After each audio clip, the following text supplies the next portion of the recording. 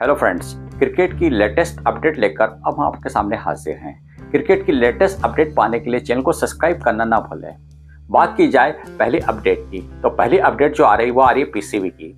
PCB यानी Pakistan cricket board Pakistan team में एक बड़ा चेंज करना चाहता है, क्योंकि जिस तरीके से आपने देखा होगा कि पिछला जो T20 वर्ल्ड कप हुआ था उसमें टीम पाकिस्तान ने जिस प्रकार का परफॉर्मेंस किया था वो तो पहले राउंड से ही बाहर हो गई थी, और तो और वो अमेरिका जैसी टीम से भी अपना मैच हार गई थी। इसी कारण से कहा जा रहा है कि पाकिस्तान की टीम की सर्जरी की जाएगी, और वाकई में सर्जरी स्टार्ट हो चुकी है। क्योंकि बात की जाए पाकिस्तान टीम की, तो इस समय पाकिस्तान टीम को कहा जा रहा है या कहा है कि पाकिस्तान की टीम जो विदेशी कोच है उनके सहारे है, क्योंकि वाइट बॉल में गैरी कर्स्टन को कोच बनाया गया है। वहीं रेड बॉल की बात की जाए तो ऑस्ट्रेलिया के जेसन गिलेस्पी को एज ए कोच बनाया गया, और दोनों कोच से इस समय पाकिस्तान में एक लंबी मीटिंग की जा रही है। और उस मीटिंग के कयास ये लगाया जा रहा है कि हो सकता है कि एक पक्ष ये कह रहा है कि बाबर आजम को एज ए कैप्टन से हटाया जा सकता है, वहीं दूसरा साइड पक्ष ये भी कह रहा है कि हो सकता है कि अभी बाबर आजम को चैंपियंस ट्रॉफी तक टीम में बनाए रखें। और इसी के बीच इसी कारण से दोनों कोच के साथ एक लंबी बातचीत चल रही है, और इसी बातचीत के कारण एक डिसीजन और लिया गया है कि जो उनकी सिलेक्शन कमेटी थी, तो सिलेक्शन कमेटी से वहाब रियाज और अब्दुल रज़ाक को हटा दिया गया है।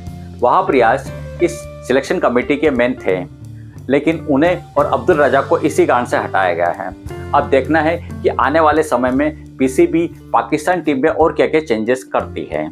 बात की जाए अगली अपडेट की, तो अगली अपडेट जो आ रही है इंडिया और जिम्बाब्वे के बीच होने वाला थर्ड T20 मैच, जो कि आज 4:30 PM पर स्टार्ट होगा। बात की जाए टीम इंडिया और जिम्बाब्वे के बीच जो 5 मैचों की T20 सीरीज खेली जा रही है वह एक रोमांचक मोड़ पर है, क्योंकि जिम्बाब्वे ने जिस तरीके से पहला मैच जीता था, इसके बाद टीम इंडिया ने जिस तरीके से सेकंड T20 में गजब का कमबैक किया था, इससे लग रहा है कि जो थर्ड T20 है वो कहीं ना कहीं और रोमांचक हो सकता है। और टीम इंडिया के साथ 3 मेन प्लेयर भी शामिल हो गए हैं, इसी कारण से टीम इंडिया का पलड़ा भारी दिख रहा है। आज सबसे बड़ी प्रॉब्लम रहेगी शुभमन गिल के लिए कि वो अपना कॉम्बिनेशन क्या रखें, क्योंकि यशस्वी जायसवाल के आ जाने के कारण कहीं ना कहीं, खास करके यदि ओपनिंग की बात की जाए तो ओपनिंग में भी कुछ चेंजेस किए जा सकते हैं। जिस तरीके से अभिषेक ने जो परफॉर्मेंस किया था उसके कारण उन्हें एकदम बाहर नहीं किया जा सकता है। अब देखना है कि शुभमन गिल अपनी टीम में क्या क्या चेंजेस करते हैं, क्योंकि उन्हें चेंजेस तो करना पड़ेगा। वहीं बात की जाए मिडिल ऑर्डर में शिवम दुबे और संजू सैमसन भी आ गए हैं। अब देखना है कि उनमें से किन किन को टीम में शामिल किया जाता है, क्योंकि एक तरीके से शुभमन गिल के लिए ये एक बड़ी माथापच्ची वाली बात हो रही है। और एक तरीके से कहा भी जाता है कि यदि इस तरीके की कंपटीशन किसी भी टीम में होता है तो वह टीम आगे तक प्रोग्रेस कर सकती है। अब देखना है कि शुभमन गिल अपना प्लेइंग 11 का कॉम्बिनेशन क्या रखते हैं। इस बारे में आपके क्या कमेंट्स हमें कमेंट्स बॉक्स में जरूर बताएं। अगली अपडेट की बात की जाए तो अगली अपडेट जो आ रही है वो आ रही है लिटिल मास्टर सुनील गावस्कर का आज बर्थडे है। जी हाँ, सुनील गावस्कर आज अपना 75th बर्थडे मना रहे हैं। सुनील गावस्कर, जिन्हें लिटिल मास्टर के नाम से जाना जाता है, और वह अपने बैटिंग के कारण टीम इंडिया नहीं वरन पूरे वर्ल्ड में एक समय छाए हुए थे। और आज यदि बात की जाए तो जिस प्रकार की वो कमेंट्री करते हैं या जिस प्रकार का एक तरीके से अपने एक्सपर्ट ओपिनियन देते हैं वो बड़ी काबिल तारीफ है। यदि बात की जाए जिस समय वो बैटिंग करते थे उस समय 1970 की बात है। उस समय ऐसा कहा जाता है कि वेस्ट इंडीज़ की जो बॉलिंग थी वो काली आंधी के नाम से जानी जाती थी। उसके बड़े बड़े ऊंचे ऊंचे बॉलर जो थे वो कहर बरपाती बॉल करते थे, और उनके सामने गावस्कर जो कि बिना हेलमेट के बैटिंग करते थे वो बड़े काबिल तारीफ था। यही नहीं, बैटिंग ही नहीं, और बैटिंग भी एक अलग दर्जे की जाती थी। जिस प्रकार से वो खास करके उनको टेस्ट मैच का एक मेन बैट्समैन माना जाता है, क्योंकि वो एक बार टेस्ट मैच में जब बैटिंग करते थे तो उनको आउट करना बड़ा मुश्किल होता था। और वाकई में उनके जो रिकॉर्ड हैं, उन्होंने सबसे पहले टेस्ट में 34 सेंचुरी बनाई और 10,000 रन भी बनाए। इसके पहले यह कारनामा कोई भी प्लेयर नहीं कर पाया था। बाद में सचिन तेंदुलकर ने रिकॉर्ड तोड़ा था, लेकिन स्टार्टिंग ये रिकॉर्ड लिटिल मास्टर के नाम से था, और वो एक विश्वसनीय बैट्समैन माने जाते थे। इंडियन टीम की यदि ओपनिंग की बात की जाए तो ओपनिंग जोड़ी के वो मेन स्तंभ माने जाते थे, या कहीं कि वो एक सिरा पकड़ के रखते थे। और वाकई में जिस तरीके से गावस्कर ने अपनी इनिंग स्टार्ट करी थी और 71 से लेकर 87 तक उन्होंने टीम इंडिया की जो सर्विस करी वो बड़ी काबिल तारीफ थी। 1983 की जब टीम इंडिया वर्ल्ड कप जीती थी तो उसका भी वो एक हिस्सा थे। इस प्रकार कहीं ना कहीं सुनील मोहन गावस्कर का नाम हमेशा इंडियन क्रिकेट में अपनी सर्विस देने के लिए याद किया जाएगा। अगले न्यूज़ की यदि बात की जाए तो अगली अपडेट जो आ रही है वो आ रही है रोहित शर्मा ने राहुल द्रविड़ के बारे में कुछ कहा है, क्योंकि आपने देखा होगा कि राहुल द्रविड़ का जो था कार्यकाल वो पूरा हो गया है।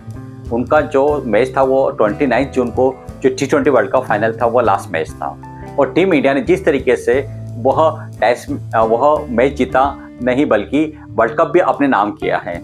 तो कहीं ना कहीं राहुल द्रविड़ के बारे में कहा जा रहा है कि उनका जिस प्रकार का कार्यकाल था, उन्होंने जिस तरीके से टीम इंडिया की कोचिंग की वो बड़ी काबिल तारीफ थी।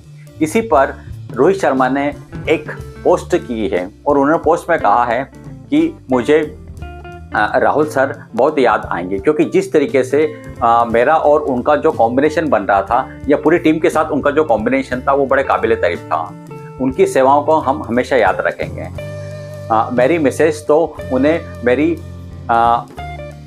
वर्क वाइफ भी कहती थी, क्योंकि जिस तरीके से मैं उनके साथ पूरा वर्क टाइम टू टाइम करते रहता था, इस कारण से वो मुझे वर्क वाइफ भी कहती थी इसी कारण से। और कहीं ना कहीं राहुल द्रविड़ जिस तरीके से अपनी कोचिंग करते हैं वो बड़ी काबिल तारीफ है, क्योंकि इसके पहले भी यदि बात की जाए वो एनसीए से जुड़े थे और एनसीए में भी आपने देखा होगा कि किस प्रकार से उन्होंने यंग प्लेयर को बूम किया था, वो बड़ी काबिल तारीफ है। अब इसी राहुल द्रविड़ की यदि बात की जाए तो राहुल द्रविड़ से रिलेटेड एक बड़ी अपडेट और आ रही है, क्योंकि राहुल द्रविड़ वैसे तो कोचिंग के लिए जाने जाते हैं, लेकिन वे अपने अच्छे नेचर के लिए भी जाने जाते हैं, और उन्होंने इसी नेचर का एक बड़ा काम और किया है, जिसके कारण जो क्रिकेट प्रेमी हैं उनको लंबे अरसों तक याद रखेंगे। आपको याद होगा कि टीम इंडिया ने T20 वर्ल्ड कप जीता था तो बीसीसीआई ने उन्हें 125 करोड़ रुपए का एक तरीके से गिफ्ट दिया था।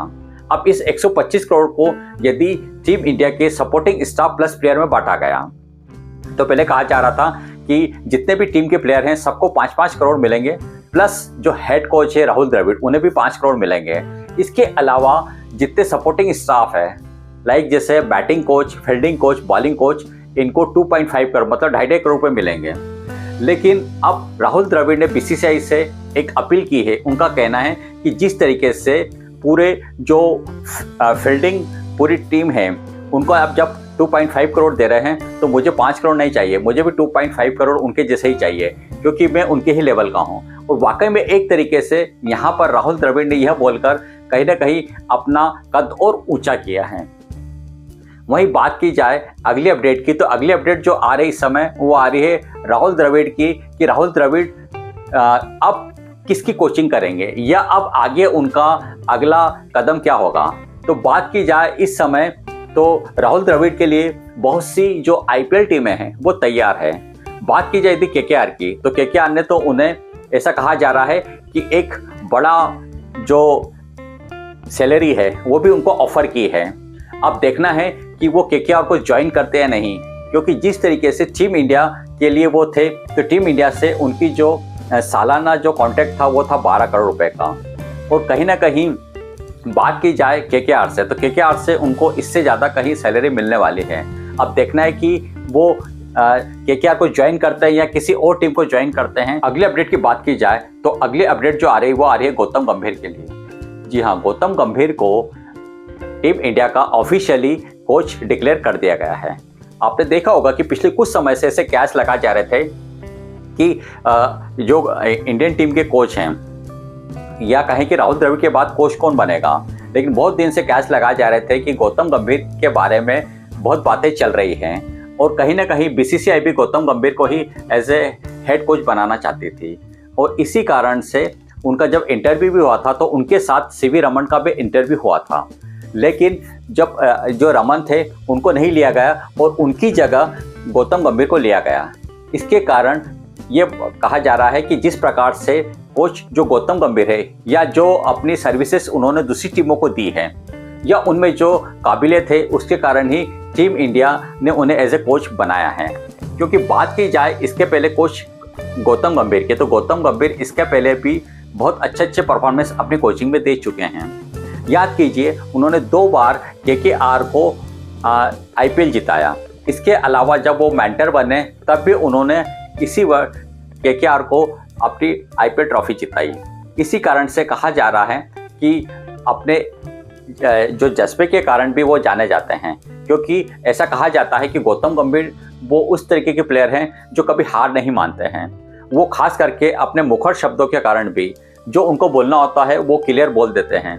बात की जाए 2011 की, तो 2011 में जब टीम इंडिया ने 50 ओवर का वनडे वर्ल्ड कप जीता था, तो सभी और ऐसा कहा जा रहा था कि यह जीत केवल महेंद्र सिंह धोनी के कारण ही हुई है। और इसी के कारण इसी बात पर गौतम गंभीर कुछ ना कुछ कहते नजर आ रहे थे, क्योंकि उनको लगता था कि यह टीम केवल या यह जीत केवल महेंद्र सिंह धोनी के कारण नहीं है, इसमें पूरी टीम का कहीं ना कहीं रोल रहेगा। बात की जाए 2007 का जो T20 वर्ल्ड कप था, उसमें भी उन्होंने फाइनल की बात की जाए तो उन्होंने शानदार 75 रन बनाए थे। वहीं 50 ओवर का जो वनडे वर्ल्ड कप का फाइनल हुआ था, वहाँ पर भी उन्होंने शानदार 97 रन बनाए थे। तो इस प्रकार से कहीं ना कहीं गौतम गंभीर के नाम कहा जा रहा है कि ये जो 2 वर्ल्ड कप टीम इंडिया ने जीते हैं, कहीं ना कहीं इसमें गौतम गंभीर का एक अहम रोल था। अब बात की जाए यदि टीम इंडिया की वो कोचिंग करते हैं, तो कोचिंग में भी उन्होंने कुछ अपनी शर्तें रखी हैं और बीसीसीआई वो शर्तें सभी मान चुकी हैं।